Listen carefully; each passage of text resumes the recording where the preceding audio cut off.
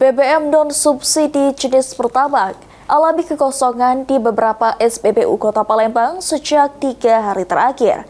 Kekosongan ini telah ditanyakan oleh pihak SPBU ke Pertamina selaku penyalur BBM.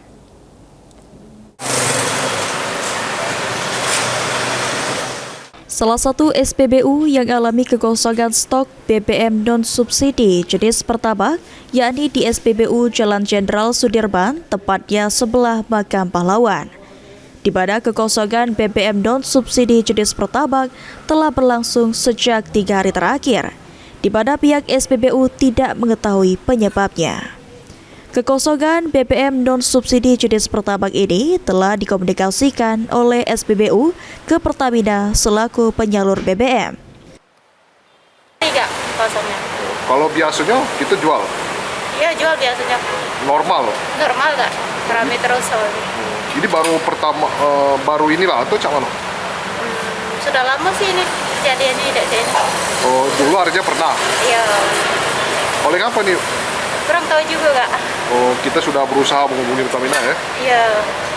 Sementara itu, dengan kekosongan BBM Pertamax membuat masyarakat yang biasa menggunakan Pertamax menjadi khawatir karena takut kendaraan mereka rusak jika menggunakan Pertalite.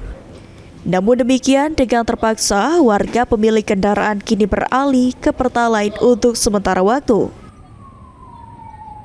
Khawatiran itu ada sih pasti, orang yang sudah biasa memakai Pertamax mungkin jadi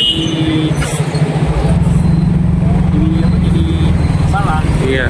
Kalau ojol yang udah sering pakai Pertalite jadi masalah ya. Semakin Pertamax Pak ya, jadi usaha dulu lah keliling-keliling nyari.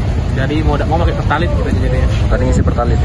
Sejak kapan ngerasa susah dapat BBM jenis seperti Pertamax? Yang nggak pernah suka kayak 4 hari atau 3 hari ke belakang susah. Kekosongan BBM non-subsidi jenis Pertamax di SPBU telah terpantau oleh Pertamina Patraniaga Sumatera bagian selatan. Kini Pertamina terus lakukan pemantauan. Tim Liputan PAL TV.